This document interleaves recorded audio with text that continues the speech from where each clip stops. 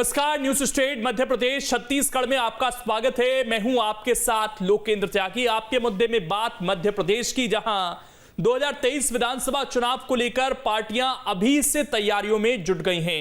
एक तरफ BJP booth स्तर पर पार्टी को मजबूत करने के लिए लगातार काम कर रही है। खुद मुख्यमंत्री शिवराज सिंह चौहान अलग अलग जिलों में जा रहे हैं। तो वहीं कांग्रेस की बात करें तो पार्टी सोशल मीडिया पर तो एक्टिव दिखाई दे रही है, लेकिन जमीन पर उतनी सक्रिय दिखाई नहीं दे रही है। दोनों ही पार्टी सोशल मीडिया पर अपना प्रभाव बढ़ाने के लिए भी लगातार काम कर रही हैं। वहीं 1 फरवरी से कांग्रेस घर चलो घर घर चलो अभियान भी चलाने जा रही है, लेकिन उससे पहले मध्य प्रदेश के पूर्व नेता प्रतिपक्ष अजय सिंह ने घर वापसी अभियान चला दिया है और इस पर कांग्रेस के कुछ नेताओं की सहमति नहीं दिखाई दे रही।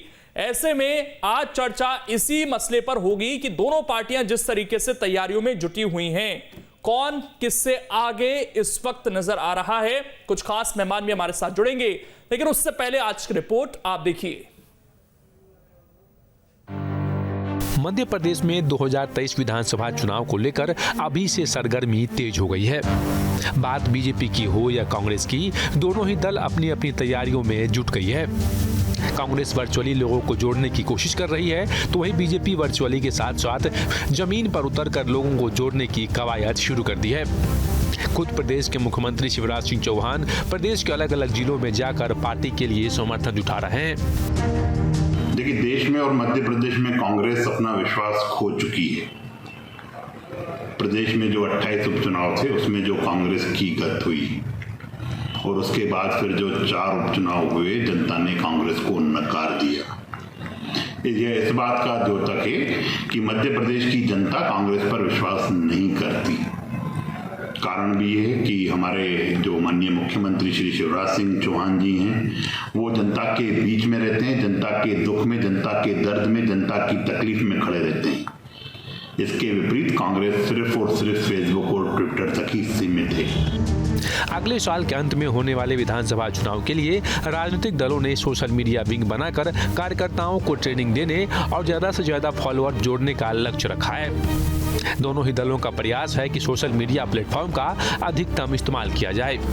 इस समय ट्विटर पर सबसे अधिक 80 लाख फॉलोअर्स के साथ मुख्यमंत्री शिवराज सिंह चौहान नंबर 1 पर हैं। तो वहीं कांग्रेस के प्रदेश के अधिकारिक ट्विटर हैंडल पर बीजेपी से करीब 1 लाख अधिक फॉलोअर्स हैं।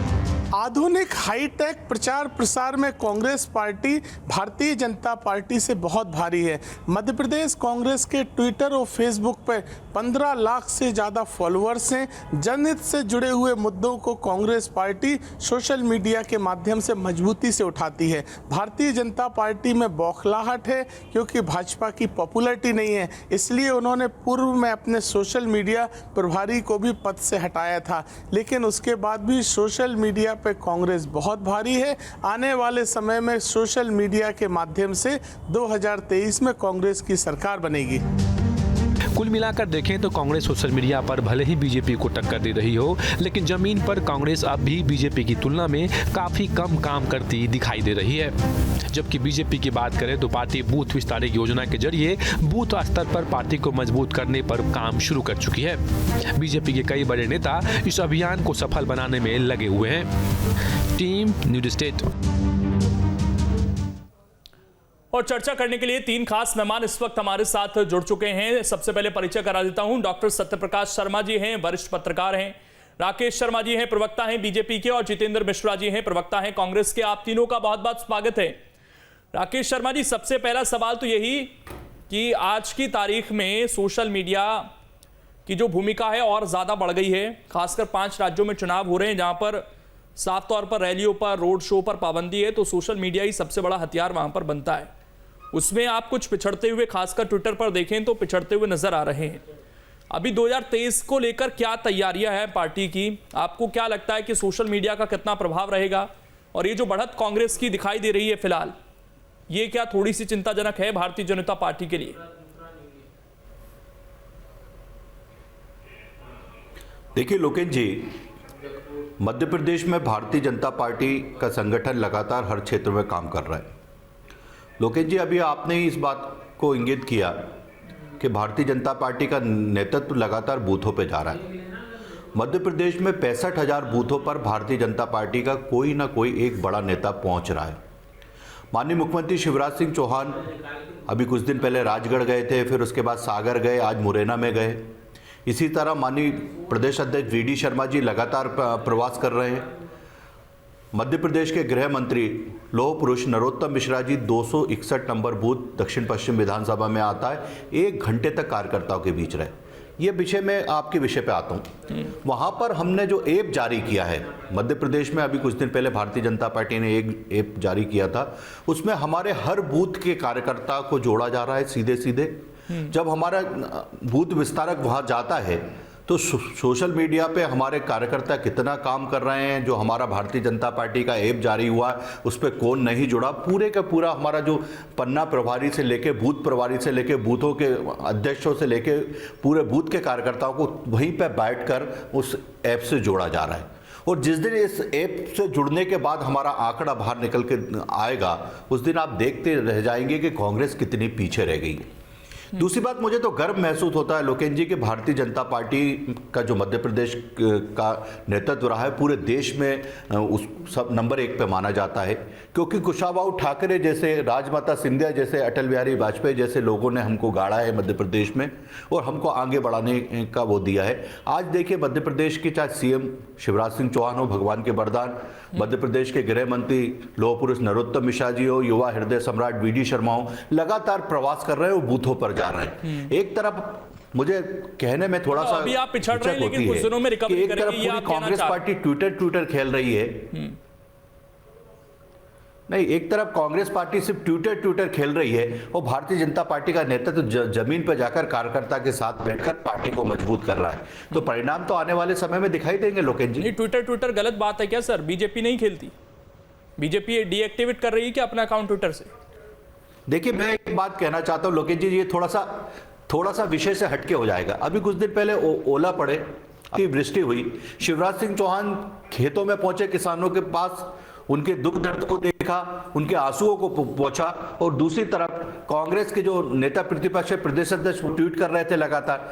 ये जो एक विषय है, आप ट्विटर पर रहिए, कोई दिक्कत नहीं है, हाईटेक रहिए, पर जब आपकी जरूरत किसान के खेत में आप उस समय भी ट्वीट आप लोग मानते हैं या नहीं मानते? नहीं मानते हैं तो ट्विटर से अपने आप को हटा रही है क्या भारतीय जनता पार्टी? देखिए लोकेश जी, मैंने कहा कि ट्विटर का महत्व है, हाँ। पर जब आदमी को आपके साथ शरीर की आवश्यकता है, जब आपकी जरूरत है, उस समय भी आप ट्वीट कर रहे थे। नहीं ना कि कोरोना मध्य प्रदेश में 15 माह की कमलनाथ सरकार थी। ठीक है, मैं मानता हूं कि जनसंपर्क से बेहतर कुछ नहीं हो सकता। लोगों से जब डायरेक्ट कनेक्टिविटी नेताओं की होती है, वो होनी भी चाहिए। लोकतंत्र कम से कम हाजिरी तो लगे, जनता भी सवाल पूछे नेताओं से। लेकिन जितेंद्र मिश्रा जी, ट्विटर पर आप लोगों को बढ़त है, लेकिन और प्लेटफॉर्म भी है सर। बीजेपी तो बाकायदा ऐप ले आई है अपना। आपको लगता है कि टक्कर दे पा रहे हैं आप लोग? नहीं, देखिए लोकेश जी, सबसे पहली चीज तो ये कि आज सोशल मीडिया का दौर है और सोशल मीडिया में जो हमारा नौजवान है, जो हमारा युवा है, अगर उसका आकर्षण हमारी तरफ है, अगर उसकी सिद्धांतता वो कांग्रेस के साथ जुड़ रहा है, तो निश्चित तौर पर सोशल नेटवर्क में, सोशल मीडिया पर आप हमारी बढ़त देख रहे हैं। उसके पीछे कहीं ना कहीं हमारा काम भी दिख रहा है और हमारी वो जनता की आवाज भी उसको सुनाई दे रही है, जिससे वो पीड़ित है। चाहे बात रोजगार की जाए, चाहे बात महंगाई की जाए, इसलिए उसका आकर्षण हमारी तरफ बढ़ा है और इसलिए आपने देखा कि कांग्रेस की बढ़त इस मामले में दिखाई दे रही। रहा सवाल, जो भी आंकड़ा है आपके सामने है, हमारे पास कोई मिस कॉल जैसा फार्मूला नहीं है कि हम विश्व की बड़ी पार्टी अपने आप को बता दें। हमारे पास जो है वो आंकड़ों में आपके सामने है। रहा सवाल कि क्षेत्र में जाने का और जनता के बीच जाने का, तो आपने ये देखा कि कांग्रेस के एकजुटता से क्षेत्र में जाने के कारण भारतीय जनता पार्टी इन उपचुनावों में जो खंडवा सीट 3.25 लाख से जीतती थी, आज 70,000 पे सिमट के रह गई। कहीं ना कहीं जनता का विरोध भारतीय जनता पार्टी के सामने आया है। रैगांव में देखा आपने, भारतीय जनता पार्टी सत्ता में रहते हुए अपनी विधानसभा गंवा बैठी रैगांव की। पृथ्वीपुर में भारतीय जनता पार्टी के पास कैंडिडेट नहीं था अपना कार्यकर्ता। जोबट में भारतीय जनता पार्टी को दूसरी पार्टी से प्रत्याशी लाना पड़ा। ये हकीकत है भारतीय जनता पार्टी की। महंगाई से परेशान, लेकिन एक बात किसान परेशान, नौजवान परेशान। उस सब एक बात बताइए, आप ट्विटर पर आगे हैं, फेसबुक पर पीछे भी हैं। फेसबुक की डिटेल्स भी मेरे सामने हैं। 6 लाख के करीब फॉलोअर्स आप लोगों के हैं, तो उनके 9 लाख के आसपास है। मेरा मुख्यमंत्री जो है हमारे वो अभी भी सबसे ज्यादा पॉपुलर हैं, उनके आसपास कोई नहीं है। ठीक है, दूसरा सवाल ये कि आप लोग जो 1 फरवरी से अभियान चलाने जा रहे हैं, आपके एक बड़े नेता ने पहले अभियान शुरू कर दिया, घर वापसी अभियान, उसी पर सज्जन सिंह वर्मा ने आपत्ति जता दी है। तो पहले तय कांग्रेस पार्टी कर पा रही है कि किस दिशा में चलना है, या अभी भी वो कंफ्यूजन है? नहीं, बिल्कुल लोकेन जी मैं आपकी बात को समझ गया। मेरा यही कहना है कि कहीं ना कहीं भारतीय जनता पार्टी इन मुद्दों से ध्यान भटकाने के लिए इस तरह के बातें कर रही है कि कांग्रेस फील्ड पे नहीं है। अगर कांग्रेस फील्ड पे मजबूत नहीं होती, सबसे पहले हमने प्रभारी नियुक्त किए स्थानीय पंचायत चुनाव में, आपने देखा हमने सबसे पहले मंडलम और सेक्टर तक जाकर के बूथ कमेटियां बनाई। भारतीय जनता पार्टी का उस समय पता नहीं था, हमारे प्रभारी गए, हमने अपने पर्यवेक्षक नियुक्त किए और हमने टिकट फाइनल कर लिए थे। ये आपने भी दिखाया था। रहा सवाल आज भारतीय जनता पार्टी का, तो भारतीय जनता पार्टी इन सब समस्याओं आप लोग ये कहते हैं जितेंद्र मिश्रा जी, मैं ये पूछना चाहता हूं कि ये जो घर वापसी अभियान शुरू हुआ है, नेता प्रतिपक्ष जो पूर्व में रहे, उसको कांग्रेस पार्टी समर्थन दे रही है अपना, या इंडिविजुअल लेवल पर यहां पर कार्यक्रम चल रहे हैं? नहीं, देखिए बिल्कुल नहीं, देखिए मेरा ये कहना है कि जब सदस्यता अभियान चला था, जब भी इस तरह की बातें आई थी। अभी घर वापसी अभियान चल रहा है, जब भी इस तरह की बातें आ रही हैं। अभी घर घर चलो अभियान चलेगा, जब भी इस तरह की बातें आएंगी। तो अलग-अलग कोरोना काल में घर घर जाकर के अलग-अलग नेता क्यों चलते हैं कांग्रेस पार्टी में, एकजुट होकर क्यों नहीं चलते? देखिए मेरा ये कहना है कि जिसके पास में जिम्मेदारी होती है वो काम करता है। सारे देखिए ये आरोप भारतीय जनता पार्टी की तरफ से आता है। वर्मा कह रहे हैं ना कि हमारा अभियान तो 1 फरवरी से शुरू होगा। सज्जन सिंह वर्मा इस बात को कह रहे हैं कि हमारा अभियान तो 1 फरवरी से शुरू होगा। निश्चित तौर पर हम ऐसे नेताओं को नहीं चाहते जिनकी विचारधारा नहीं मिलती है। देखिए मेरा भी वही कहना है कि बिल्कुल मेरा भी यही कहना है लोकेन जी कि 1 फरवरी से घर घर चलो अभियान चालू होगा। 1 फरवरी के बाद हम लगातार संपर्क में है। हमने अभी पदयात्राएं की है पूरे मध्य प्रदेश के अंदर, पूरे देश के अंदर जन-जागरण पदयात्रा है। कौन ऐसा कार्यकर्ता, कौन हमारा नेता है जो इससे असहमति व्यक्त करता है? निश्चित तौर पर घर वापसी की जरूरत। मैं लौट रहा हूं आपके पास। राकेश शर्मा जी, मैं आपका जवाब दूंगा, लेकिन उससे पहले मैं सत्यप्रकाश जी से एक जवाब दूंगा। सरकार के खिलाफ सत्यप्रकाश जी, अब क्योंकि हम सोशल मीडिया को हम इग्नोर नहीं कर सकते हैं, और इसकी जो ताकत है सर, वो सबसे पहले ऐसा लगता है कि बीजेपी ने और प्रधानमंत्री नरेंद्र मोदी ने ही समझा था, जिस तरीके से वो एक्टिव हुए। लेकिन आज की डेट में ट्विटर क्योंकि एक सशक्त माध्यम माना जाता है, जहां से तमाम नेता जुड़े हुए हैं जो अपनी खबरें देते हैं, और पार्टियां भी अपनी सारी डिटेल्स वहीं से देती, वहां पर थोड़ी सी बीजेपी पिछड़ती हुई नजर आ रही है। अन्य प्लेटफॉर्म पर बढ़त भी है, मुख्यमंत्री काफी आगे दिखाई देते हैं। लेकिन ये जो बीजेपी अब हाईटेक तैयारी कर रही है, यहाँ पर अपना ऐप लेकर आ गई है, बूथ पर फोकस किया जा रहा है, क्योंकि ये कहा जाता है कि बूथ ही एक्टिव नहीं था पिछली बार चुनाव में, नेताओं से नाराजगी थी, जिसकी वजह से हार का सामना करना पड़ गया। अभी की लड़ाई में आपको कौन आगे दिखाई दे रहा है, कांग्रेस या बीजेपी? जी लोकेन जी, देखिए ये बिल्कुल सर्वविदित है, इस बारे में कई इंटरनेशनल लेवल की जो एजेंसीज हैं वो भी कह चुकी हैं कि आज जो युग है वो सोशल मीडिया से लड़ने का युग है। जैसा कि आपने कहा, मैं उसको और आगे बढ़ाता हूं कि 2014 और 2019 के जो इलेक्शंस हुए, जिनमें भाजपा बहुत मजबूत सोशल मीडिया पर थी, प्लेटफॉर्म पर थी, जिसके कारण एक बड़ी जीत का सामना उसने जीत देखी, और कांग्रेस को या अन्य अपोनेंट पार्टीज को नुकसान हुआ। इस चीज को कहीं ना कहीं कांग्रेस ने अब भांप लिया है कि बगैर सोशल मीडिया पर एक्टिव हुए बगैर हम कुछ कर नहीं सकते। मध्य प्रदेश की सिचुएशन अगर आप देखते हैं तो मध्य प्रदेश में 2003, 2008, 2013 के इलेक्शंस देखते हैं तो कांग्रेस बहुत वीक थी, क्योंकि जो अपोजिशन के रूप में उसकी जो सीट्स थी, उसके जो वोट था वो भी बहुत कम था। लेकिन 2018 का इलेक्शंस आप इसको हल्का ना माने, क्योंकि आज भी विपक्ष बहुत मजबूत है, वोट शेयर भी बहुत मजबूत था, और 2020 का घटनाक्रम भी वो कहीं ना कहीं गाहे बजाए उस चीज को भी आगे लेकर आते हैं।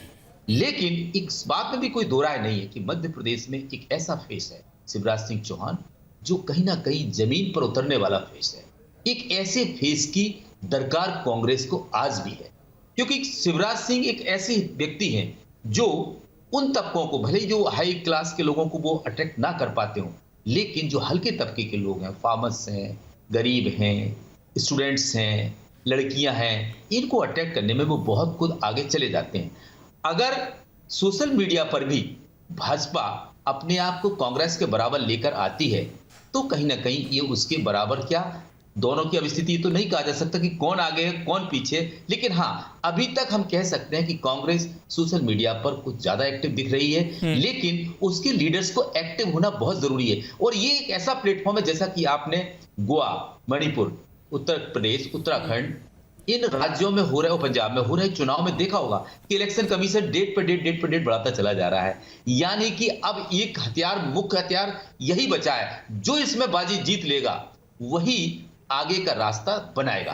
कांग्रेस को कमजोर नहीं समझना चाहिए भाजपा को, यह पक्की बात है, क्योंकि कांग्रेस के जो अभी हाल ही में जो कैंपेन हुआ, उस कैंपेन के माध्यम से इसने लोगों को कनेक्ट करने का, डोर टू डोर जाने का प्रयास किया है। लेकिन कांग्रेस का एक सबसे बड़ी कमी है, वो उस पर जब तक कांग्रेस फोकस नहीं करेगी तब तक इस लड़ाई को नहीं जीत पाएगी। वो ये है कि ये यूनाइटेडली किसी प्रोग्राम को नहीं चलाते, किसी एक चॉकआउट करके कार्यक्रम को नहीं लाते। कोई अलग रास्ता भागता है, कोई अलग रास्ता भागता है, कोई अलग धरना देता है, कोई कहीं जाता है। अगर कांग्रेस, ये कहीं ना कहीं आज की बात नहीं है, इनकी इंटरिम प्रेसिडेंट भी कई बार कह चुकी हैं, कई मायनों में, अभी तो नहीं कहा लेकिन पिछले वर्षों में वो कहती थी कि अगर कांग्रेस यूनाइटेडली कहीं भी लड़ जाए तो उसको कोई हराने वाला नहीं है।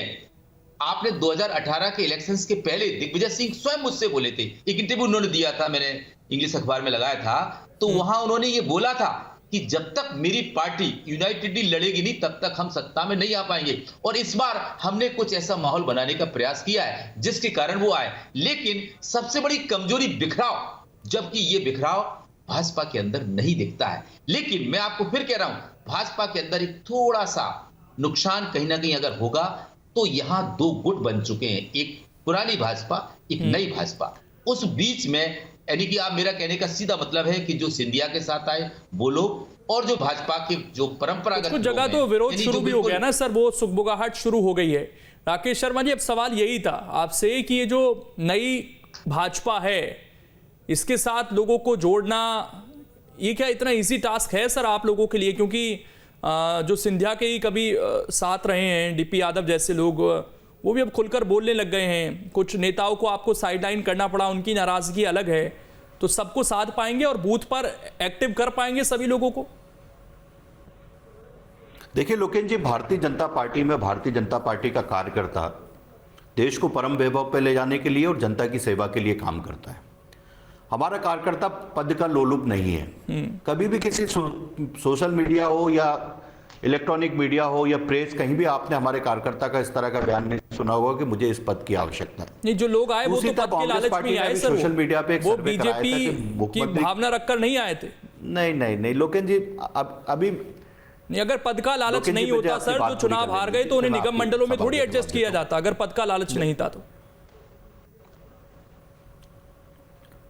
देखिए लोकेश जी, ये तो पार्टी नेतृत्व तय करता है कि किसको कौन से पद पे रखा जाएगा, और पार्टी नेतृत्व ने उसको तय किया। दूसरी बात मैं कह रहा हूं, अभी कुछ दिन पहले सोशल मीडिया पे लोकप्रिय मुख्यमंत्री का सर्वे कांग्रेस पार्टी ने कराया था, उसमें शिवराज सिंह चौहान पहले नंबर पे आ गए थे और तुरंत उसको कैंपेन को रोकना पड़ा, कांग्रेस को डिलीट करना पड़ा उस कैंपेन को। मेरा ये कहना है कि अभी 2 दिन पहले एक वीडियो बना है जिसमें कमलनाथ जी और दिग्विजय सिंह एक जगह धरने पे बैठे। कमलनाथ जी कैमरे के सामने कह रहे हैं कि दिग्विजय सिंह जी 4 दिन पहले मुझसे मिले थे, मुझे बताया ही नहीं कि मुख्यमंत्री उन्हें समय नहीं दे रहे हैं और मैं धरने पे बैठूंगा। तो ये जो कबीले संस्कृति है कांग्रेस में, अपनी अपनी ढपली, अपना अपना राग। आप देखिए अजय सिंह जी ने जो तारीख है उससे पहले ही अपना कैंपेन शुरू कर दिया।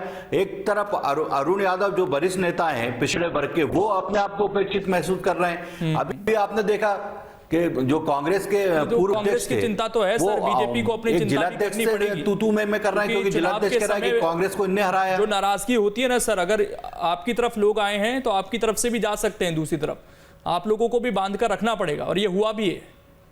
कई नेता छोड़ कर गए उन सीटों पर जिन पर आपने कांग्रेस पार्टी से लिए थे। देखिए लोकेश जी, भारतीय जनता पार्टी का नेतृत्व लगातार कार्यकर्ता के बीच जा रहा है, उसकी बात सुन रहा है और पार्टी की रीति नीति और सरकार के काम उस तक पहुंचा रहा है। ठीक, मैं आखिरी कमेंट ले लेता हूं सर, मेरे पास समय कम है। जितेंद्र मिश्रा जी, कांग्रेस एकजुट रह पाएगी सर, चाहे सोशल मीडिया पर लड़ना है या जमीन पर लड़ना है, एकजुट तो हो पहले कांग्रेस? नहीं, देखिए लोकेंद्र जी, ये सवाल बहुत पहले से उठता रहा है। मैं सत्यप्रकाश जी की बात को आगे बढ़ाना चाहता हूं कि जब भारतीय जनता पार्टी 2018 से पहले भी सरकार में थी, जब भी उसने चुनाव हारे हैं, उसके पीछे कारण था कि कांग्रेस ने एकजुटता के साथ सारे उपचुनावों में सामना किया है। चाहे बात अटेर की जाए, चाहे बात चित्रकूट की जाए, रतलाम की जाए, कोलारस, मुगावली, किसी भी चुनाव की बात करें, अगर वो चुनाव जीते हैं तो कांग्रेस की एकजुटता के कारण जीते। दूसरा, एकजुटता का परिणाम आपने देखा 2018 में हमने सरकार बनाई, इसके बाद आपने देखा दमोह चुनाव, उसमें भी कांग्रेस की एकजुटता ने भारतीय जनता पार्टी को पराजित किया। इन 4 चुनावों में भी विश्लेषण कीजिए आप, कांग्रेस एकजुटता के साथ लड़ी, लेकिन आरोप कांग्रेस पर इस तरीके के भारतीय जनता पार्टी लगाती है ना, फिर क्योंकि भारतीय जनता पार्टी इस बात से डरती है कि जो आज खराब दिखाना नहीं, अपने आपको बताया ना, अभी 4 चुनाव हुए, आपने देखा अरुण यादव जी को लेकर लगातार बातें की जा रही थी कि उनका टिकट काट दिया गया, लेकिन देखा आपने अरुण यादव जी मोर्चे पे डटे रहे और कांग्रेस ने एकजुटता के साथ खटबा चुनाव में आपने देखा क्या परिणाम। आप सभी का जुड़ने के लिए और इस डिबेट का हिस्सा बनने के लिए देखना यही है कि बूथ पर कौन कितना मजबूत आने वाले दिनों में अपने आप को कर पाता है। छोटा सा ब्रेक, खबरें लगातार जारी है।